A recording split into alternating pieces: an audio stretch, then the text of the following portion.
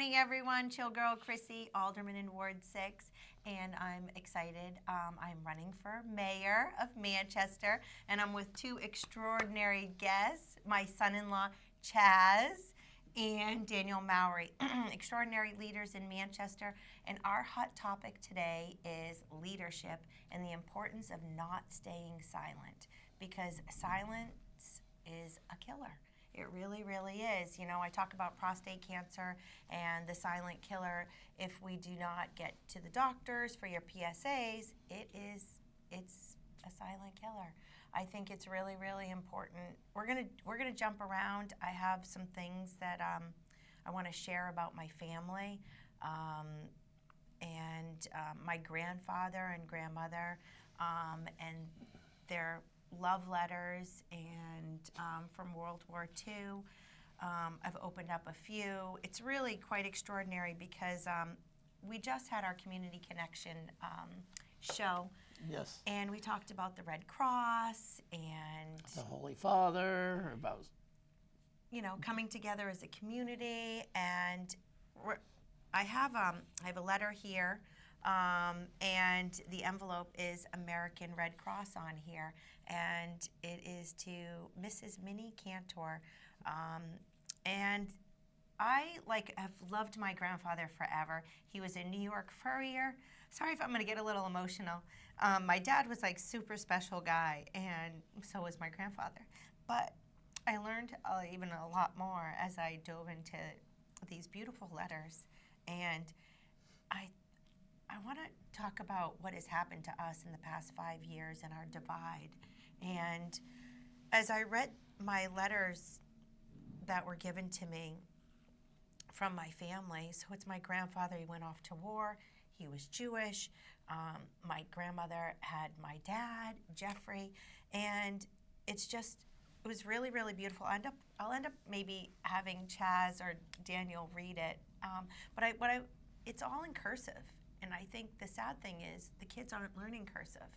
And so that means they can't read these letters necessarily. It's true, because that could be secret. They wouldn't know how to read it. It'd be like me trying to read Hebrew or any other, French, even French, anything like that. I just, but yeah, it would be weird to see these younger kids, these kids in high school, trying to read these letters. And they weren't necessarily easy. My beautiful penmanship, but my grandmother wrote very small. My grandfather wrote larger, but he talked about, being an essential worker. And essential worker really is a little bit of a trigger for me because, in 2020, that's the first time I heard essential workers. Oh. And who decides who's going to be essential worker? And what our government did to all of us in dividing us up and deciding who needs to stay home and who needs to be an essential worker when the liquor stores were open, abortion clinics were open. Oh. I mean, that's essential. Liquor stores are open, but, schools were closed. When we found out later on, the kids were fine, and actually we did more harm to our kids from masking them up. And I want to talk about leadership and what it takes to be a leader and the importance of not staying silent. And a leader is someone who makes the tough decisions that you need to make, but takes in all the facts, not just some of the facts. They take in everything, and they work together as a team to make good decisions for people, But for our freedoms to be taken away the way they have been these past few years, and the divide, whether you take the vaccine or not take the vaccine, it should have been freedom of choice. I didn't take it for plenty of reasons, and I shared why I didn't take it. I've had shingles before, and I never wanted to have shingles, and I knew someone that took the vaccine, and they had shingles. But I got vilified for not taking it, and I lost family. And till this day, it's still heartbreaking. And I know I'm not the only one, and I know other people have suffered from, their choices in not taking the vaccine and then people wouldn't let their children see their grandparents. So there's all this suffering that happened. And for me, it's like we've got to heal and we've got to come back together. But the only way we're going to really do that is to be really honest and to be able to talk about things. And so I'll always be honest with you. I'll always be direct with you. I never think I know everything, but I definitely do not like when people lie to us. And I brought this mask in particular because this was a mask, like, once I woke up from the insanity. This is Dr. Fauci, and it says, "Trust me, I'm a doctor." And do as I say, not as I do. And if you see here, he's sitting right next to two other people at a ball game, and he has his mask down under his chin. Well, first of all, we know that cloth masks didn't work, the science. But if we weren't censored, we would have known that, and we could have made our own determination on what's best for our own selves. My body, my choice.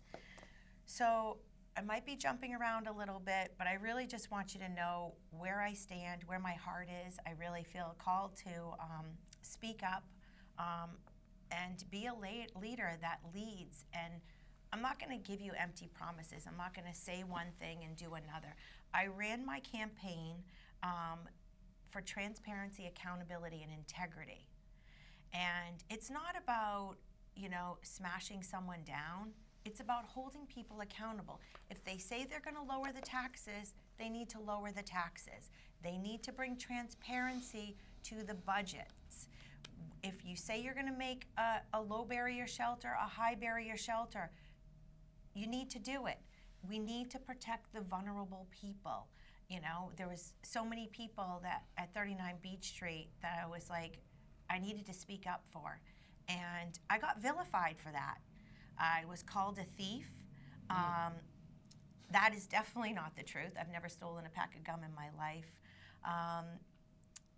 But when you go down some of these roads searching for the truth, the people that want to hold you back are the people that are trying to hide things. And for me, transparency and accountability is where it's at. But the people that stay silent, you're at fault as well, And I'm talking about the whole thing. And even if we have a clean slate from what happened in 2020 for all of us, I totally believed everything. And some people might still believe exactly what happened is the truth. But I think what's most important is to put everything on the table and discuss things in a kind and compassionate way, Back onto the COVID thing, you were saying, COVID took a lot of people passed away from COVID, but you got to realize a lot of people that passed away with COVID. If you ever seen a death certificate, and I've done death certificates, okay, cause of death, COVID. Then it's all the underlining things that really did you in, and I'm being blunt. The thing is, a flu can kill you if you don't take care of yourself, you don't eat healthy, you don't exercise, and you don't get out and do stuff. These kids, excuse me, that weren't out playing in the dirt and things like that, playing in the dirt, getting dirty, drinking out of a water hose, that builds up your immune system. Yes. Come on, get and over it. Being together and playing, Yeah. that is the most important thing. Isolation is a killer. That's the biggest killer ever. It's a complete punishment. Those that are isolated are like in jail and they go into the, if they've done something wrong in jail, that's isolation. We should have never been doing that to ourselves. And you know what? We did it. Some of us followed the rules. I woke up, and then it's like, once we wake up, we can't be silent anymore. We don't have to vilify, we don't have to point fingers, but we just have to do better. And that's what I want to do, is just do better for our community through transparency and accountability, through integrity. And this has been an emotional day for me. I think I first of all, I love being around positive people. I love being around leaders, and then these letters, these love letters, really hit home. And what drove me to say that's it, I have to run for mayor, was taking away a park from the inner city unacceptable. Building an $80 million school that is not necessary is unacceptable. You know, that got pushed through. The taxpayers, you know, I mean, we've got to protect our community. We've got to put the funds in the classroom for the students and the teachers. That is where we need to fund it, not big shiny buildings. You know, Beach Street isn't even the oldest school in the district. I went to Webster School. I mean, we just need to turn back the clock, get back to the basics, simplicity, no DEI. You know, we have beautiful diversity in our community. More than ever before, we need to lift each other up, not put each other down, not judge each other by the color of our skin when it comes to this. You know, that's not Martin Luther King's way. No, we're supposed to lift each other up and stand for the truth.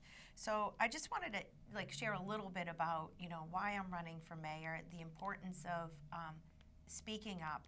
And silence. Silence can kill you if you don't get a PSA test. I'm going to silence when people were being taken away to the gas chambers as a Jew, you know, it's just not okay. We cannot be silent. We can't be silent on anything. And I'm grateful for the extraordinary, what I found out about my grandfather was he was an extraordinary husband, and he loved so much, and he was just so worried about his Mimi and his little Jeff. And can you show the picture of, I have a little I have like 2 big boxes of these beautiful letters that I will dive into, and I thought it was extraordinary with Daniel being here. It's a first aid for soldiers, and the fact that this was Red Cross envelope, and these are my beautiful grandparents, not by blood, but I was chosen to be my dad's child. Whoa, sorry guys. You are very emotional. Well, this is very emotional stuff. This is really cool to see as well. Yeah, right? This is good history. This is, like you were saying. And maybe you can pick up a letter and read it. I just think it's time to stand up, be bold, and speak up. And we've got to put our busyness aside and show up for the things that matter. Our children, our community. We cannot tax our senior citizens and our families out of their homes anymore. We just can't do this. And no one should be deciding who is essential. We are all essential. God knows that. And it's that simple. And speaking of that, this is on December 19th, 1945, I think it is. This is to your grandmother from Mimi. In the first sentence, well, I got some good news for a change. Us essentials, guys, isn't it? I mean, talk about the Holy Spirit. Right? I mean, the one letter that you pick up. Finally going to be discharged. I expect to be shipped to Camp Beale, California on December 22nd. I'll either be discharged there or sent to Fort Dix for the separation. So don't write to me anymore. Wow, that's kind of Probably because he's coming home. Yeah, he's coming. But he continues on. Wow, but if you just read that, it's like, wow, they were having a bad. But no, as you probably would read on more, and you are right about people. And then we'll jump over to Chaz. You know, yes. It's your show, but it's yes, true. Please. If you don't get off your backside and do things and speak up and be a part of our city, instead of sitting home in your mother's house, writing letters to the editor and condemning a lady who is running for mayor and condemning a alderman at large, you know? And you show this sweet little innocent photo of you, which we know is not an updated one. But anyways, sorry. That's okay. Well, to add to that, you know, we're designed to be out and interacting with people. We are. You know, so going back to what you were saying earlier, like that, as humans, that's what we're supposed to be doing. It's just interacting with people face to face, getting to know each other. That's how you really get to know each other and know how people respond as well. Don't be feral. Yeah. It's about connecting and communicating in a kind and compassionate way. We might get heated. I'm a little spicy. I know that. No, But I'm you know blunt. what? I am passionate because I care. I love hard, and I will stand up and do what's right, even when someone's not watching. It's something in my blood, and how I was raised. Raised by two extraordinary. My mom chose to keep me. My Thank God. grateful. She was young, single mom. I have Spanish roots on my biological father's side. He was a passionate man, but my mom chose to marry my dad, and he chose to have me as his child. And I'm just, I have two unbelievable brother and sisters that just, we've gone through a lot. And forgiveness is so important in what has happened to all of our families individually and all of us through COVID. Shame on our government, shame on the people that stood by when they knew they were doing something wrong. We need accountability. Fauci knew what he was doing. This is unacceptable. You know, what has happened to us, the divide, the broken families. You know, people that had COVID were sent into nursing homes by executive order in New York. That's like a lethal drug. You know what I mean? That's like That's a killing death someone. sentence. That's a death sentence. You know, when they were telling people that we can't go see our grandparents, and people lost their lives all by themselves, what happened to us is pure evil. I know it's not happening right now, but we can never forget. In Hebrew school, it was always never forget. I learned a lot about the Holocaust. Being silent is not okay. Being silent now is not okay. We've got to stick up for our little ones, our elders, and ourselves. You know, it's really, really important. And leadership is about moving forward The call to action. and doing what's right. Yeah, absolutely. You So know? I'm glad you brought all that up, especially like your reason, the call to lead that you have right now, and like why you're choosing to run now, what's making you decide now. I think that's important for everybody to hear, right? So I'm curious, was there a moment when you thought, you know, if not you, then who is it going to be? Oh, I had a lot of people in mind that I asked, well, are you going to run? Please run, please run. We need you because right now, you know, unfortunately, I campaigned hard for Jay Rouet. I am extremely disappointed. You know, when you say you're going to do something, you need to do it. No, he raised the taxes last time. There's another budget that's going to raise our taxes. I do not believe. I believe in giving to the right organizations that are telling the whole truth and nothing but the truth. I think that there's just so many things. The lack of transparency and accountability with what's going on. What happened to us in Ward 6, Holt Ave specifically, when something was being tried to push through a big sober detox center and it sounded wonderful, but you do not put people coming right out of prison into a neighborhood that is filled with a community of lots of children. You know, I wholeheartedly have a lot of faith in the recovery. People in recovery with AA and so forth, but there are certain areas you do not put sober homes in neighborhoods that it just doesn't belong there. It doesn't. And, you know, it's just not okay. And did you know that also, you know, when you're, it's become a disability. Did you know that? It becomes a disability when you use drugs, become an alcoholic, and then you're under another umbrella. I was unaware of So yeah, I was too. it's so there are all these things that are being allowed, and it's like it is a choice. It's like medicine. Like if you get cancer, you can choose to take your medicine. If you have a certain disease, you take your medicine. If you are an alcoholic or if you have substance abuse, you can take your medicine. And I've seen so many people get clean and live healthy, vibrant lives.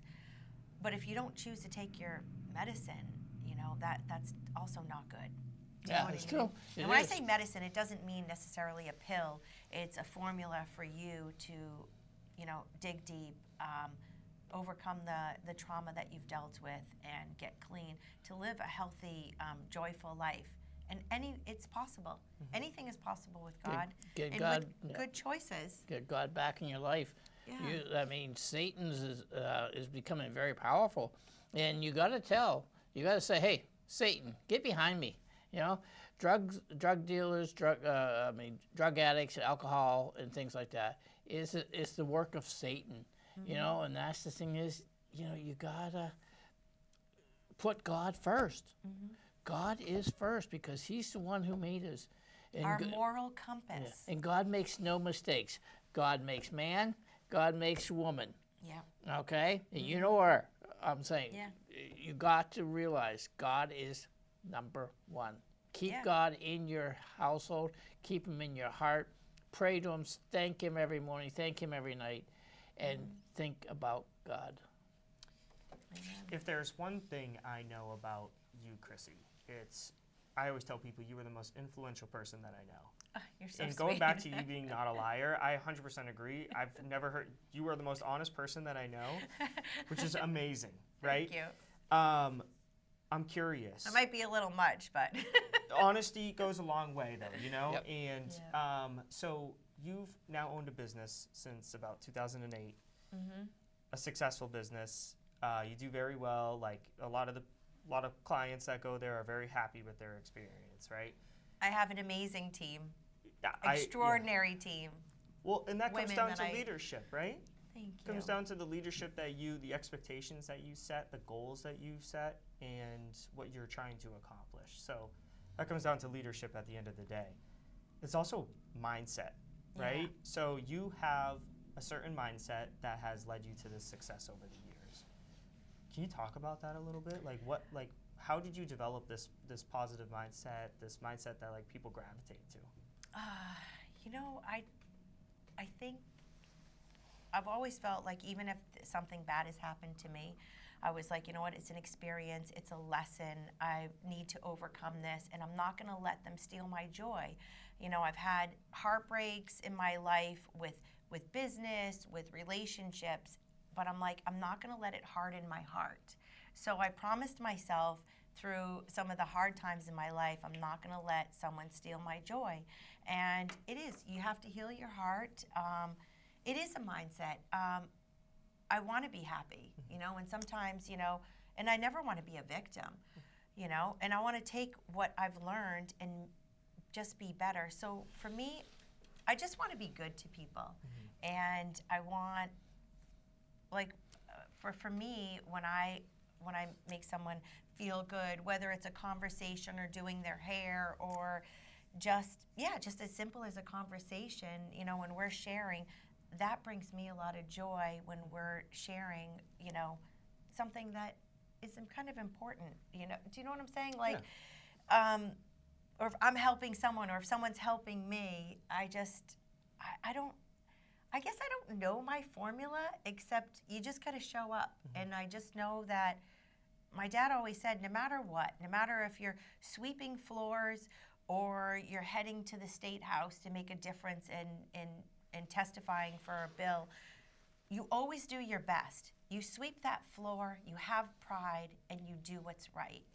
So I think it's, always seeing my mother work so hard and picking up the kids after school with Jung-Soo Lee, her husband, Grandmaster Lee, and making a difference in kids' lives. I think that seeing all the extraordinary leaders that I've been surrounded by, that has helped me just overcome some of my heartaches. sometimes you get screwed with business deals or your relationships, or you know, you get trashed or something. And I'm like, well, you know what? That's not, you know, that's just something that you got to overcome, and you learn from, and you just do better, because the blessings come, and especially when you put God first. Putting God first, I mean, that's just a game changer. It really is a game changer. I just, what would Jesus do? We do that. We say that a you lot. know, Yeah. it's a game changer for me. I can't recommend The Chosen enough. I feel like we're all, you know, on our road to, you know, just sharing His light. Absolutely love more that and show. more. Yeah. You know. Such a powerful show, and Yeah. I think for me, just like the visualization of like, okay, this is obviously not necessarily how it played out verbatim, Yeah. right? But just the fact that you can now like picture it and like see it and like kind of Yeah. just like put yourself in there and be like, okay, this is what it was like when Jesus was here. Yeah. Right? It's like watching And the we're all Passion. broken yeah. people, Yeah. and we're all have scars. Like Passion of the Christ. Did you? Oh, I I have not seen that yet. Pathology's my thing. Blood, guts is my thing. You know, but to watch that, literally, 10 minutes, I had to turn my head. I can just, because I've watched it so many times, I can hear the noise, what's going, and it's just so, what He went through for our sins is just amazing. I was just, and kept on standing up. Yeah. Standing up. And that's the most important thing, is it's about standing up, being bold, standing up, speaking up. And you know what? There's a lot of times that I might stutter through some of the things that are a little overwhelming. But we've got to speak up. We've got to speak up for our girls. It's so, so important. I was a tomboy when I was a little girl. I can't even imagine, you know, there was, you know, a lawsuit, Jane Doe girl, you know, parental rights in Manchester. This is going on. This is where we need a leader that's going to stand up for everyone, everyone's rights. Everyone matters. Everyone is loved. We just got to respect everyone and do what's right. And I can't thank you guys enough for coming on. Where does a half an hour go? It goes by very quick. You and I, we've done 2 shows, and it's like, it seems like we've been here for 15 minutes. So thank you for joining us. We need to chill in here, our community. If you want to learn more about my campaign, cantorformanchester.com. If you want to volunteer, donate, anything, learn more. And check out Holt Ave Community. Yes. Community And Connections. Community Connections. And Chaz Newton, amazing financial advisor and extraordinary young leader of Manchester. God Until bless. next time, God bless you, and we'll see you next time. Love you.